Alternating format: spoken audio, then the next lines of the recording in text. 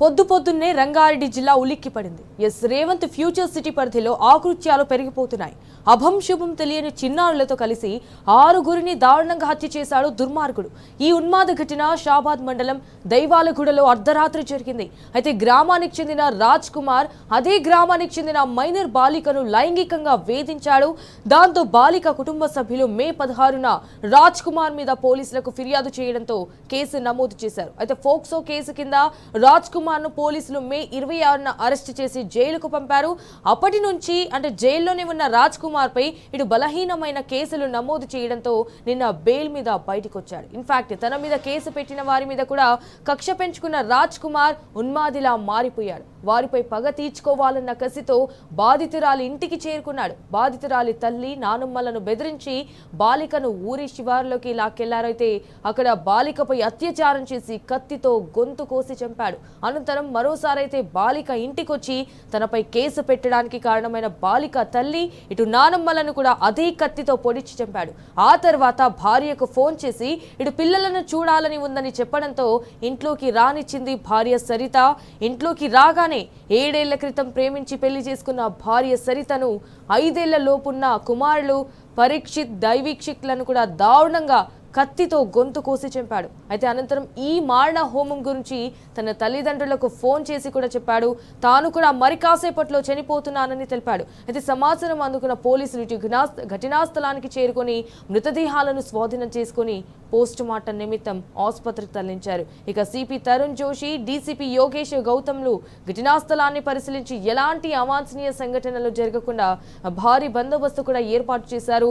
నిందితుడిని కోసం డాగ్ స్క్వాడ్లతో జల్లెడ పడుతున్నారు.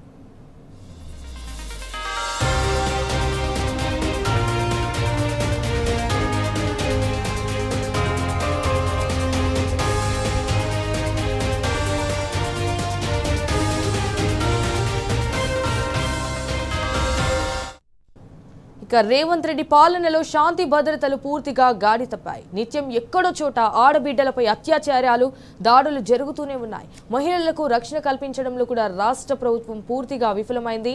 ఈ క్రమంలో తెలంగాణలో క్రైమ్ రేట్ కూడా విపరీతంగా పెరుగుతోంది. అయితే పోక్సో కేసులు దేశంలో 6% నమోదైతే ఒక్క తెలంగాణలోనే 16% పోక్సో కేసులు నమోదయ్యాయంటే పరిస్థితి ఏంటో కూడా అర్థం చేసుకోవచ్చు.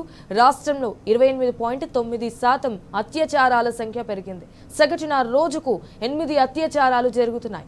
హైదరాబాద్ లో కూడా క్రైమ్ రేట్ ఏకంగా 41% పెరిగింది. రాష్ట్ర వ్యాప్తంగా నిఘా వ్యవస్థను పటిష్టం చేస్తూ కేసీఆర్ సర్కార్ నిర్మించిన కమాండ్ కంట్రోల్ సెంటర్ ను కూడా రేవంత్ రెడ్డి తన రివ్యూల కోసం వాడుకుంటున్నాడు. దాంతో పోలీసులు ఇటు రేవంత్ కార్యక్రమాలపైనే దృష్టి సారిస్తూ భద్రతను పూర్తిగా గాలి కొదిలేశారు.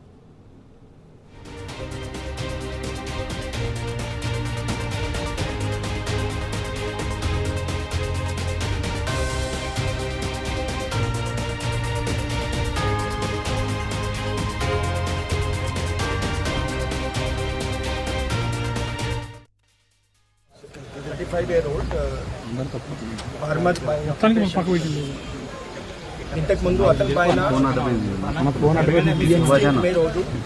పోక్సో కేసు బుక్ అయింది. ఒక అమ్మాయికి మైనర్ గర్ల్ కి హరాస్ చేశారు, స్టాకింగ్ చేశారు. దాని గురించి plus section 78 section 78 ENS case book అయింది. ఆ కేసులో అతనికి ఇప్పుడు 2 నెలల నుంచి ఈ మనిషి వాళ్ళకి నేటివ్ విలేజ్ దేవులగూడ హ్యామ్లెట్ నాగర్కుంట విలేజ్లో ఉన్నారు. అక్కడ అతనికి భార్య మరియు 2 పిల్లలు, కొడుకు, అక్కడ ఫ్యామిలీ కలిపి అక్కడ ఉన్నారు. ఈ అమ్మాయికి ఫ్యామిలీ ఇక్కడ లోకల్ షాబాద్లో ఉన్నారు.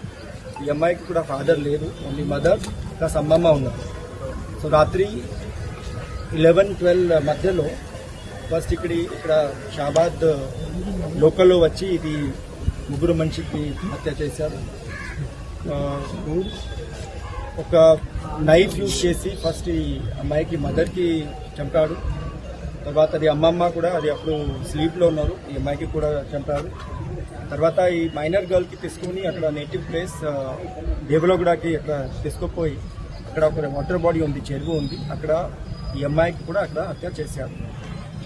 తర్వాత ఈ చెరువు నుంచి అతనికి ఇల్లు హార్డ్లీ 200 to 250 మీటర్స్ ఉంది. అక్కడ పోయి ఓన్ ఫ్యామిలీ వాళ్ళు ఉన్నారు, అన్ని ఇది నిద్రలో ఉన్నారు. భార్య ప్లస్ ఇది ఇద్దరు పిల్లలు 1.5 year and 4 years ఇద్దరు కొడుకు, వాళ్ళకి కూడా హత్య చేశారు. తర్వాత అరౌండ్ 11:57 రాత్రికి వాళ్ళకి తండ్రికి ఫోన్ చేశారు, ఇట్లా నేను చేశాను, ఈ 6 మనిషికి హత్య చేశాను చెప్పారు. చేసి ఫోన్ స్విచ్ ఆఫ్ చేశారు. చెప్పారు నేను కూడా వెళ్తున్నా, నేను కూడా సూసైడ్ చేస్తాను, but that is not confirm. తర్వాత మాకు ఇది ఈ ముద్దాయికి పేరెంట్స్ వచ్చి షాబాద్ పోలీస్ స్టేషన్లో ఈ మ్యాటర్ ఇన్ఫర్మేషన్ మాకు ఇచ్చారు. అప్పటి నుంచి మేము వ్యక్తం చేస్తున్నాము. ఈ 6 మంచి బాడీ ఆల్రెడీ మేము ఈఎంఐ కోసం హాస్పిటల్కి షిఫ్ట్ చేసాము. కంప్లైంట్ బుక్ అయింది. అండ్ ఇది అక్యూజ్డ్ పర్సన్, ఇది ముద్దాయి, ఇది స్టాండింగ్లో ఉన్నారు. మా తరఫు నుంచి ఇది ఖచ్చితంగా ప్రయత్నం చేస్తున్నాము. ఇది సీన్ గెట్ హిమ్ అండ్ ఇది లొకేట్ హిమ్ అండ్ దయాలగూడ నుంచి వచ్చి ఇక్కడ బతుకుతుండే. ఆయన ఏం చేసిండంటే అమ్మాయిని ట్రాప్ చేసి దగ్గర ఇల్లు కాబట్టి కొంచెం ట్రాప్ చేసి ఇది విషయం ఎవరు తెలియలేదు తల్లిదండ్రులు. తర్వాత తెలిసిన తర్వాత తండ్రిని ఫస్ట్ అయితే చంపేసినాక ఆ విషయం కూడా ఎవరు తెలియదు. అటాక్ అనుకుని మేము కంటిన్యూ ఉన్నాం. తర్వాత ఆ పిల్లలు కాలేజీకి పోతుంటే బయట కాలేజీ దగ్గరికి వచ్చి అరెస్ట్మెంట్ చేయడం జరుగుతుంది. అరెస్ట్మెంట్ ఏంటంటే ఎక్కడ దిగితే అక్కడ బస్సు కాడ ఆగడము, మళ్ళీ కాలేజీ దగ్గర పోయి వెయిట్ చేయడం, ఇలాంటివన్నీ చేస్తుంటే మేము ఆ రోజు మిమ్మల్ని చంపేస్తాను, మీరు రాకపోతే, మీరు నా మాట వినకపోతే అందరినీ చంపేస్తాం మీ ఫ్యామిలీ మెంబర్స్ అని చెప్పేసి బెదిరించాం. ఇక ఏ పాటో ఇది కొంచెం సీరియస్ అయిపోయిందని చెప్పేసి వాళ్ళందరినీ తీసుకొని పిఎస్కి పోయి పోక్సో కేసు కింద నమోదు చేసినాం. మేము పోక్సో కేసు పెట్టిన తర్వాత 1 week అవుతుంది, వాళ్ళు వెతుకుతున్నామే అంటున్నారు. అని అసలు రిమాండ్కి తీసుకోలే, ఎక్కడికి సబ్మిట్ చేయలేదు. తర్వాత నేను ఎఫ్ఐఆర్ కాపీకి వచ్చి మళ్ళీ ఏమైంది సార్ ఇంకా రాలేదు అది దాన్ని అన్న కూడా అయ్యాడు భయపడినట్టున్నాడు, దొరకలేడు, చూద్దాం ఆడు ఎక్కడ పోతాడు పట్టాడు అని పట్టుకొని ఆయన ఏం చేయాలో అది చేద్దాం. రమేష్ ఎస్ఐ అప్పటిదాకా 1 week దాకా ఆ ఫైల్ గురించి ఆయనకు తెలియలేదు. ఇప్పుడు అంటుండు, ఆ రోజు అంటుండు, అప్పుడే ఆడు బెయిల్ తీసుకొని బయట తిరుగుతున్నా అంటే అరే నువ్వు పట్టుకునే లేదు, కనీసము కేసే కాలేదు దాని మీద. కేసు ఒక బుక్ రాసినావు, ఒక సెక్షన్ వేసినావు, ఒక ఫైల్ పెట్టినావు, ఆడబెట్టినావు. వాడిని ఎట్లా పట్టుకున్నావు అని చెప్తున్నావు, వాని మీద కేసు ఏం రిమాండ్ తీసుకున్నావు అని కూడా అడిగినా. వాడిని జాగకూడదామని అన్ని ఊరుకున్నాం అంతే. కానీ ఈ పోలీసులు చేసిందే చంపేసిరు పోలీసులే ఫస్ట్. ఎందుకంటే కనీసం ఒక్కసారి వచ్చి కనీసం వాళ్ళకు ప్రొటెక్షన్ ఇవ్వలేకపోయారు. చంపేస్తున్నామని కంప్లైంట్లో కూడా మెన్షన్ చేసిన తర్వాత కూడా వాళ్ళు యాక్షన్ తీసుకోలే. ఇంకా వాళ్ళని ఎవరు నమ్ముతాడు, ఎవరికి ఎట్లా మేము గ్యారంటీ తీసుకోవాలి వాళ్ళతో. ఇప్పుడు చెప్తే ఆ రోజు నవ్వుకుంటా నాకు చెప్తున్నాను, పంపిస్తూ పిఎస్లోకి ఏం భయపడకు నువ్వు, ఇక భయపట్టిండిలే అని చెప్పేసి.